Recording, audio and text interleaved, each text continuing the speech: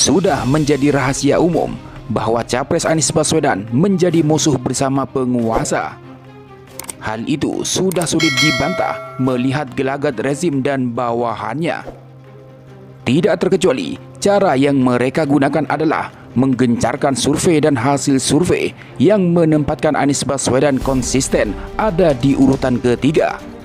Bahkan andaikan baca pres ada 10 nama, maka Anies akan ada di urutan ke-10 dengan alasan approval rating atau tingkat kepuasan publik pada kinerja Jokowi naik. Tujuannya untuk membangun opini publik.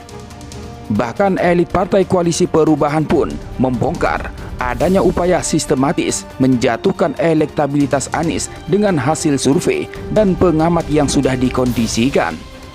Sampai-sampai Capres Anies Baswedan bingung dan bertanya-tanya. Setiap minggu ada hasil survei. Apakah benar begitu? Lantas faktanya seperti apa?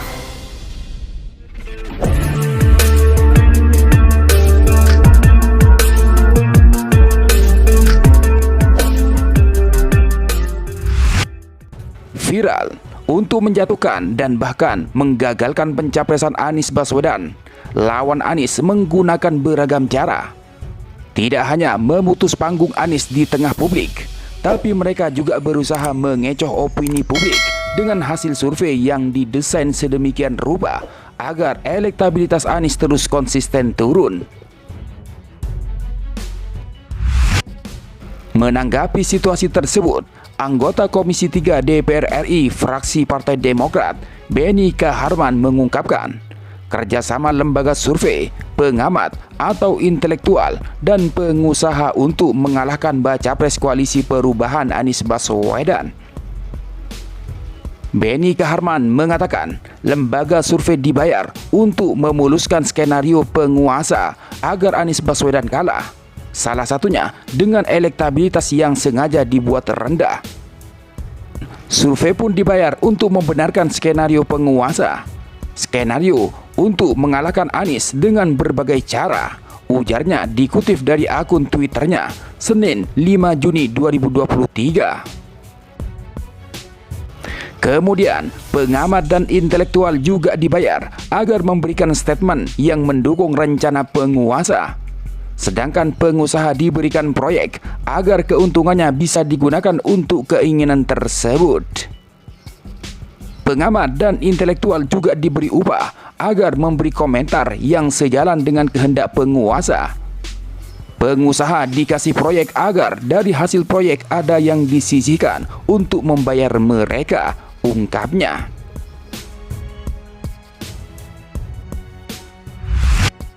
Sementara respon Capres Anies Baswedan berpikir dan bertanya-tanya serta meragukan terkait hasil survei yang ada. Bakal calon presiden Anies Baswedan mengakui dari pengalamannya dalam kontestasi pemilu tidak ada satupun survei yang menempatkan dirinya di urutan nomor 1. Bahkan ketika masuk ke putaran kedua, beberapa hari sebelum pilkada selalu ada di nomor 2. Dulu boleh dilihat rekamannya ketika tahun 2016 dan 2017.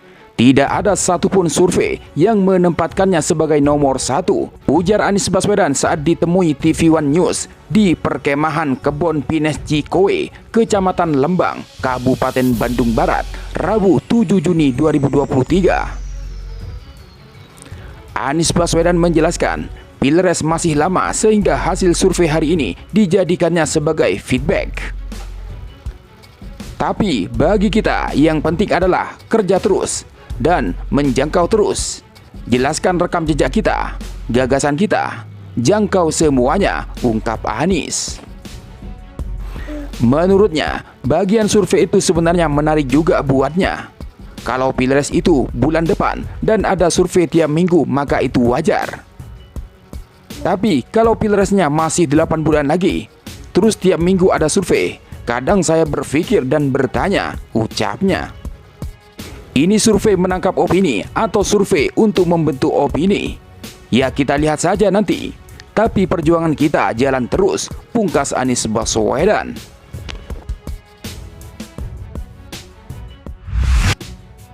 Sementara menurut Dr. Tifa, tidak seperti hasil survei yang ada, dukungan Anies Baswedan disebut-sebut sudah tembus 60%, bisa naik lagi.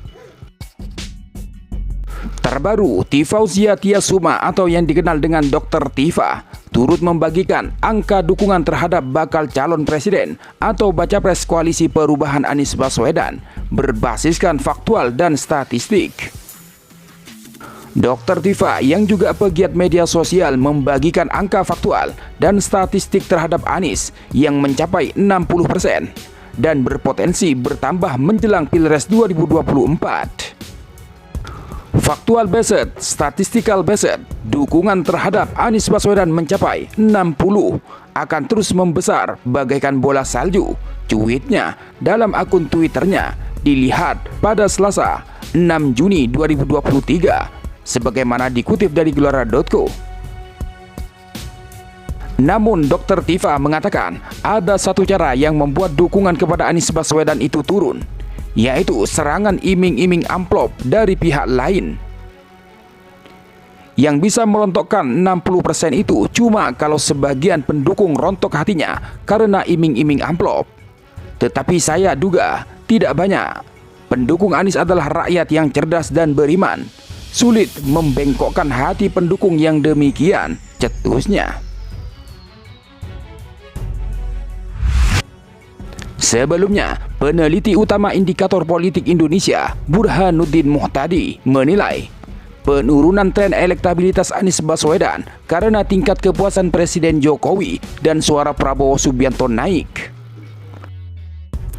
Anies trennya masih turun bersamaan dengan peningkatan approval rating atau tingkat kepuasan publik Pak Jokowi, tapi juga bersamaan dengan peningkatan suara Pak Prabowo, kata Burhanuddin Muhtadi dalam konferensi pers virtual Minggu 4 Juni. Sebagai informasi, hasil survei terbaru Indikator Politik, Anies Baswedan kembali mengalami penurunan elektabilitas menjadi 18,9%, berbanding jauh dari Prabowo Subianto sebesar 38% dan Ganjar Pranowo 34%.